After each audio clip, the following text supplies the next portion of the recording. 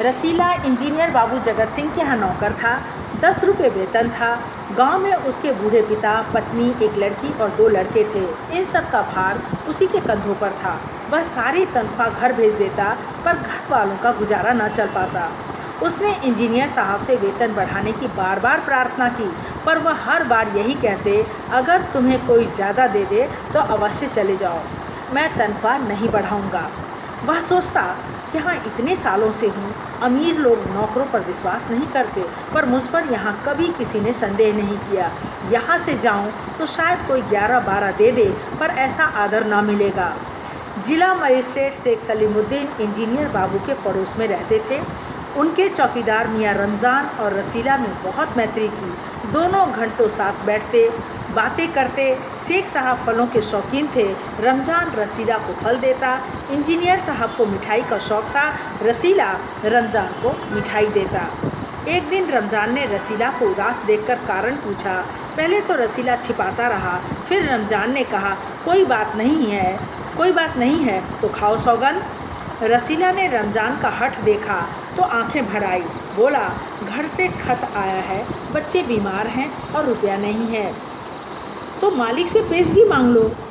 कहते हैं 1 पैसा भी ना दूंगा। रमज़ान ने ठंडी सांस भरी। उसने रसीला को ठहरने का संकेत किया और आप कोठरी में चला गया।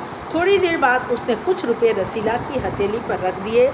रसीला के मुंह से एक शब्द भी ना निकला। सोचने लगा, बाबू साहब की मैंने इतनी सेवा की, पर दुख में उन्होंने साथ ना दिया। रमज़ान को देखो, गरीब है परंतु आदमी नहीं, देवता है। ईश्वर उसका भला करे। रसीला के बच्चे स्वस्थ हो गए। उसने रमज़ान का ऋण चुका दिया। केवल 8 आने बाकी रह गए। रमज़ान ने कभी भी पैसे ना मांगे, फिर भी रसीला उसके आगे आँख ना उठा पाता। एक दिन की बात है, बाबू जगत सिंह किसी से कमरे में बातें कर रहे थे। रसीला ने सुना, इंजीनियर बाबू कह रहे हैं, बस 500, इतनी सी रकम देकर आप मेरा अपमान कर रहे हैं। हुजूर मान जाइए, आप समझे आपने मेरा काम मुफ्त में किया है। रसीला समझ गया कि भीतर रिश्वत ली जा रही है।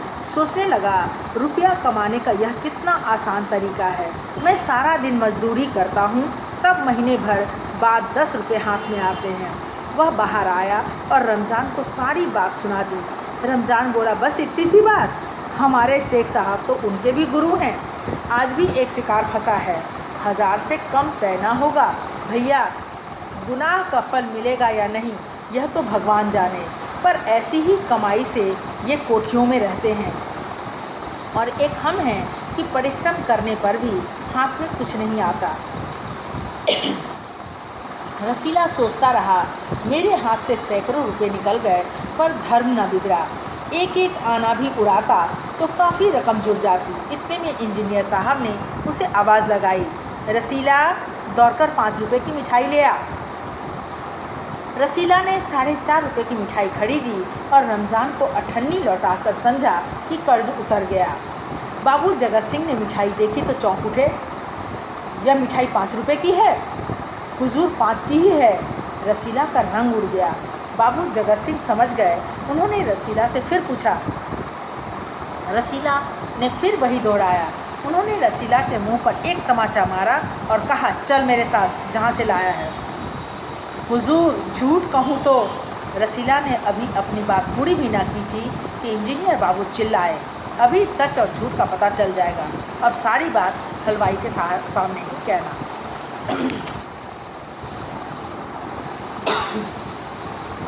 अब कोई रास्ता ना बचा। वह बोला, माई बाप, गलती हो गई, इस बार माफ़ कर दें। इंजीनियर साहब की आंखों से आग बरसने लगी। उन्होंने निर्दयता से रसीला को खूब पीटा, फिर घसीटते हुए पुलिस थाने ले गए। सिपाही के हाथ में 5 रुपये का नोट रखते हुए बोले, मनवा लेना, लातों के भूत बातों से नहीं मानते। दूसरे दिन मुकदमा शेख साहब सलीमुद्दीन की कचहरी में पेश हुआ। रसीला ने तुरंत अपना अपराध स्वीकार कर लिया। उसने कोई बहाना ना बनाया। चाहता तो कह सकता था कि यह साजिश है, मैं नौकरी नहीं करना चाहता था, इसीलिए हलवाई से मिलकर मुझे फंसा रहे हैं। पर एक और अपराध करने का साहस वह न जुटा पाया। उसकी आंखें खुल गई थी। हाथ जोड़कर बोला, हुजूर, मेरा पहला अपराध है, इस बार माफ़ कर दीजिए, फिर गलती ना होगी। शेख साहब न्यायप्रिय आदमी थे। उन्होंने रसीला को 6 महीने की सज़ा सुना दी और रुमाल से मुंह पोंछा। यह वही रुमाल था जिसमें एक दिन पहले किसी ने रुपये बांधकर दिए थे। फैसला सुनकर रमज़ान की आंखों में खून उतर आया। सोचने लगा, यह दुनिया न्याय नगरी नहीं, अंधेर नगरी है। चोरी पकड़ी गई तो अपराध हो गया। असली अपराधी बड़ी बड़ी कोठरियों में बैठकर दोनों हाथों से धन बटोर रहे हैं, उन्हें कोई नहीं पकड़ता। रमज़ान घर पहुंचा। एक दासी ने पूछा, रसीला का क्या हुआ? 6 महीने की सज़ा। अच्छा हुआ, वह इसी लायक था। रमज़ान ने गुस्से से कहा, यह इंसाफ नहीं, अंधेर है। सिर्फ एक अठन्नी की ही तो बात थी। रात के समय जब 1500 के चोर नरम गद्दों पर मीठी नींद ले रहे थे, अठन्नी का चोर जेल की अंधेरी कोठरी में पछता रहा था। समझ में आया?